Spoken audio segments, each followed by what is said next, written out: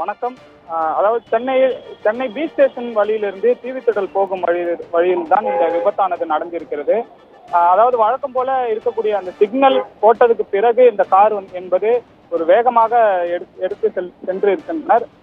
அதனால் கட்டுப்பாட்டை இழந்து அந்த சாலைக்கு நடுவில் இருக்கக்கூடிய அந்த தடுப்பு சுவர் மீது அந்த கார் மோதி அதற்கு மேல் ஏறி இருக்கக்கூடிய ஒரு சூழல் இருக்குது.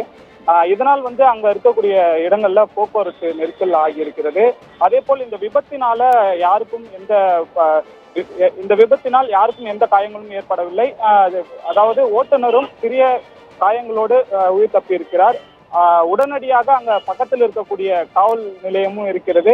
அங்க இருக்கக்கூடிய போக்குவரத்து காவல்துறையினருமே போக்குவரத்தை சரி செய்துட்டு இருக்கிறார்கள். ஆனால் அந்த காரை அங்கிருந்து மீட்டெடுப்பதற்கான ஒரு குழப்பமான ஒரு சூழல் தான் போக்குவரத்து காவல்துறையினர் அந்த இடத்துல இருக்கிறாங்க. அதே மாதிரி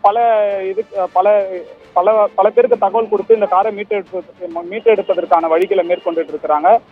நாம் காவல்துறையோடு விசாரித்த போது அவர்கள் என்ன சொல்கிறார்கள் என்றால், மது போதையில் இருந்ததாகவும் ஒரு தகவலை சொல்லியிருக்கிறாங்க. ஆனா இது இன்னும் உறுதிப்படுத்தல, இருங்க நாங்க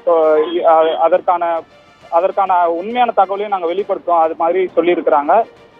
அதே போல இன்றைக்கு சென்னையில முக்கியமான இடங்கள்ல எல்லாமே பலத்த பாதுகாப்பு அளிச்சிட்டு இருக்கிறாங்க. அதாவது மத்திய அமைச்சர் நமக்கு சென்னைக்கு வருவதால இருக்கக்கூடிய எங்கேயுமே போக்குவரத்து நெரிசல்கள்லாம் ஏற்படக்கூடாது. அதனால எல்லா இடங்கள்லயுமே பலத்த போலீஸ் பாதுகாப்பு ஏற்படுத்தப்பட்டிருக்குது. அதுமே முக்கியமான ஒரு இடம் தான். அங்க தலைமைச் செயலகம் பக்கத்துல இருக்குது, அதே மாதிரி ரிப்பன் பில்டிங் பக்கத்துல இருக்கிறது. இது போன்ற முக்கியமான இடங்கள்ல இது மாதிரி ஒரு பெரும் விபத்து நடந்திருக்கிறது. காவல்துறை மிக குழப்பத்துல இருக்கிறாங்க. இது எப்படி நம்ம மீட்டு எடுக்கிறது, இதை எப்படி சரி செய்யறதுன்னு சொல்லி தீயணைப்பு துறைக்குமே அங்க இருந்து தகவல் கொடுத்திருந்தாங்க. இதன் பிறகுதான் என்ன நடக்க போகுது என்பது தெரியும். ஆனால் இன்று வரைக்குமே அந்த காரை இன்னும் மீட்டு எடுக்க முடியாத ஒரு சூழல் தான் நிலவிட்டு இருக்குது ரிதி.